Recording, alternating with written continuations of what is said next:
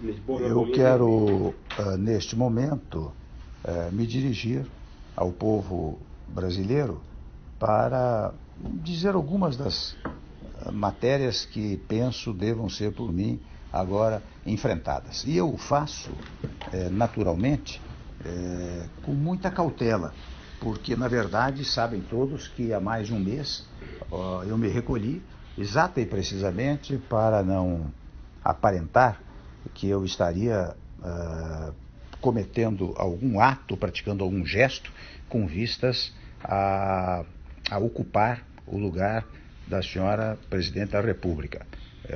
Recolhi-me o quanto pude, mas evidentemente nesse período fui procurado por muitos que estão aflitos com a situação do nosso país. Mas agora, quando a Câmara dos Deputados decide por uma votação significativa declarar a autorização para a instauração de processo de impedimento contra a senhora Presidente, muitos me procuraram para que eu desse pelo menos uma palavra preliminar à nação brasileira. O que eu faço com muita modéstia, com muita cautela, com muita moderação, mas também em face da minha condição de vice-presidente, naturalmente de substituto constitucional da senhora Presidente da República. E desde logo eu quero afirmar que temos ainda um longo processo pela frente, passando pelo Senado Federal.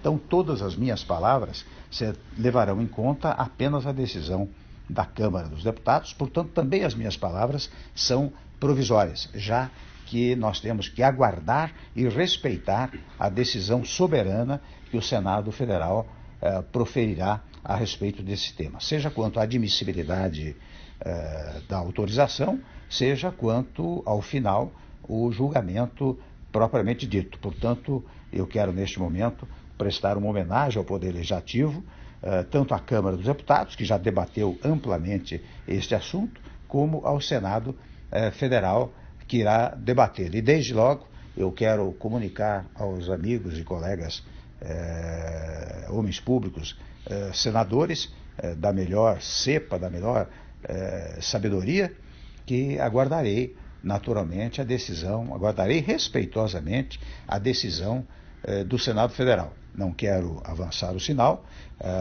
até imaginaria que eu poderia falar depois da decisão do Senado, mas evidentemente sabem todos os que me ouvem que quando houver a decisão definitiva, a decisão do Senado, eu preciso estar preparado para enfrentar os graves problemas que hoje afligem o nosso país. E desde logo quero dizer aos que me ouvem que repetir, na verdade, o que tenho pregado ao longo do tempo. Os senhores sabem, os brasileiros sabem, que há mais de 8, 10 meses tenho feito pronunciamentos referentes à pacificação do país, à unificação do país, porque é chocante, para não dizer tristíssimo, verificar os brasileiros controvertendo-se entre si, disputando ideias e espaços. Até aí tudo bem, mas quando parte para uma coisa quase física, isso não pode acontecer no nosso país. Portanto, ao dizer agora que a grande missão, a partir deste momento, é a da pacificação do país, da reunificação do país, eu quero dizer que estou repetindo o que venho pregando há muito tempo como responsável por uma parcela da vida pública nacional. Devo dizer também, isto fica para aconteça o que acontecer no futuro, que é preciso um governo de salvação nacional e, portanto, de união nacional. É preciso que se reúnam todos os partidos políticos e todos os partidos políticos estejam dispostos a dar a sua colaboração para tirar o país da crise. Sem esta unidade nacional, penso que será difícil tirar o país da crise em que nos encontramos. Para tanto, é preciso diálogo. O fundamental agora é o diálogo. Em segundo lugar, a compreensão. E em terceiro lugar, para não enganar ninguém, a ideia de que nós vamos ter muitos sacrifícios pela frente. Sem sacrifícios, nós não conseguiremos também avançar para retomar o crescimento e o desenvolvimento que pautaram a atividade do nosso país nos últimos nos últimos tempos, antes desta última gestão. Então é preciso retomar o crescimento, e eu não quero que isto fique em palavras vazias. Tenho absoluta convicção, como muitos me dizem, que a mudança pode gerar esperança, e que gerando esperança, isto gerará investimentos, não só investimentos nacionais, mas investimentos estrangeiros, porque precisamos restabelecer a crença no Estado brasileiro, nas potencialidades do Estado brasileiro. Devo dizer aos que me ouvem que eu fiz muitas viagens internacionais no primeiro mandato e verifiquei o quanto os outros países que têm muito dinheiro em suas mãos querem fazer aplicando do Brasil, ou seja, querem acreditar no Brasil. O que aconteceu nos últimos tempos foi um descrédito no nosso país, e o descrédito é que leva à ausência do crescimento, à ausência do desenvolvimento, que faz retomar a inflação. De um lado, portanto, nós temos absoluta convicção de que é preciso prestigiar a iniciativa privada, é preciso que os empresários do setor industrial, do setor de serviços, do setor agrícola, do setor do agronegócio, portanto, dos vários setores da nacionalidade, se entusiasmem novamente com estes investimentos. Mas, ao dizer isto, eu estou pensando apenas naqueles que possam investir? Não. Diferentemente, estou pensando em manter as conquistas sociais obtidas nos últimos tempos.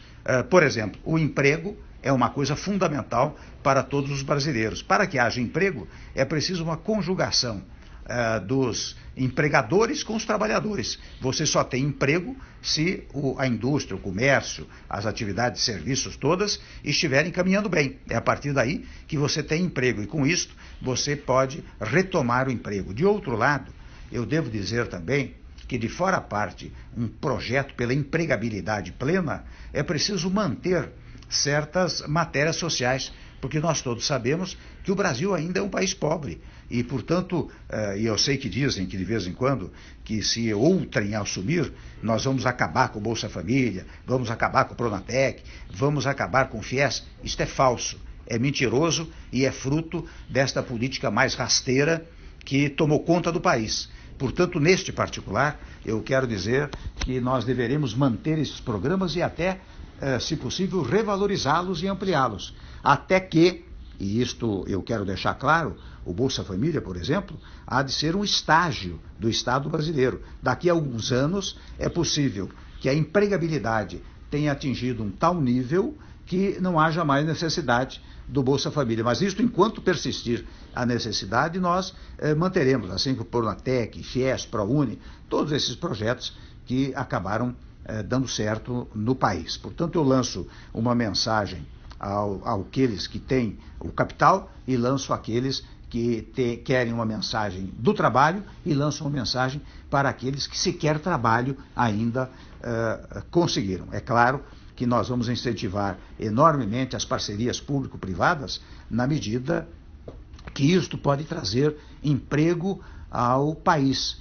Nós temos absoluta convicção de que hoje, mais do que nunca, o Estado não pode tudo fazer.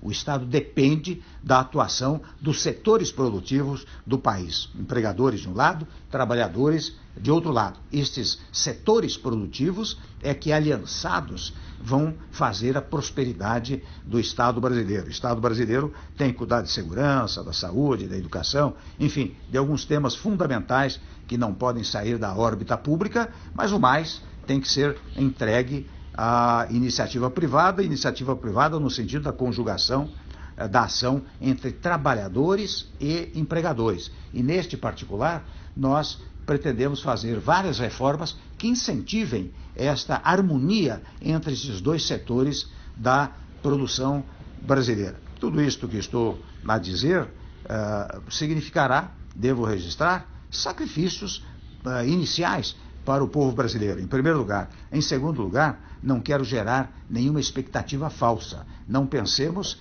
que, se houver uma mudança do governo, em 3, 4 meses estará tudo resolvido. Em 3, 4 meses pode começar a ser encaminhado para resolvermos a matéria ao longo do tempo. Se houver este governo de transição, ou se não houver, fica esta sugestão que eu estou fazendo para o governo que vier a manter-se, ficam estas sugestões, que, reitero, não são sugestões por mim formuladas ou formatadas neste momento, mas que foram feitas ao longo do tempo. Há reformas que são fundamentais para um país. Nós todos sabemos, não é possível...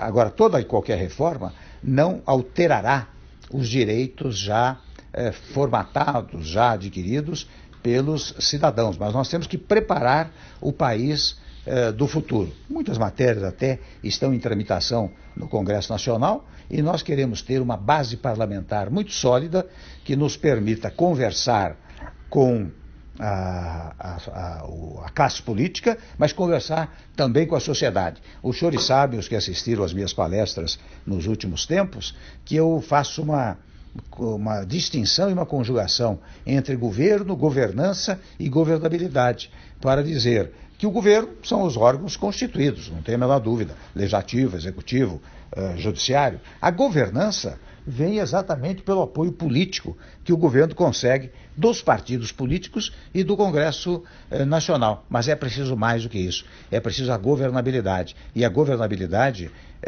exige que haja uma aprovação popular do próprio governo. Portanto, a classe política unida com o povo levará ao crescimento do país e, portanto, ao apoio ao governo. É com estes três fatores que nós vamos lidar.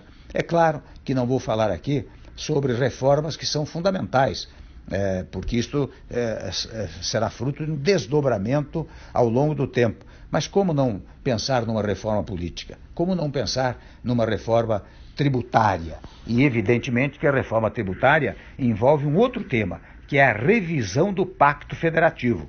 Porque toda vez que você pensa numa reforma tributária, você está pensando na distribuição de competências e de recursos para as entidades federativas. É preciso mais do que nunca que as entidades federativas tenham uma autonomia verdadeira, ou seja, que nós tenhamos uma federação real e não uma federação artificial, como tem acontecido nos últimos tempos. Sei, por exemplo, no tópico da federação, da grande dificuldade dos estados e municípios nos dias atuais.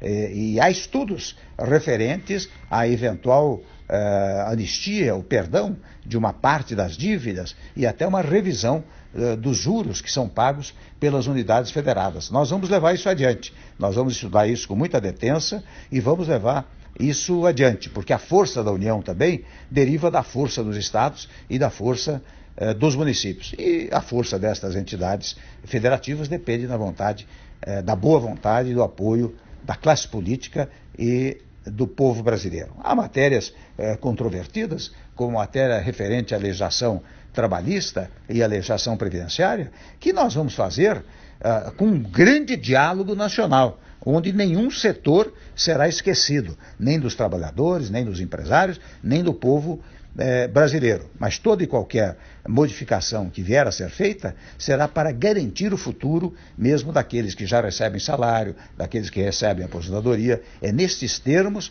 que nós vamos trabalhar. Ou seja, o diálogo de um lado e a conjugação de esforços de outro lado serão os alicerces, digamos assim, do nosso trabalho. É esta manifestação que eu queria deixar ao povo brasileiro.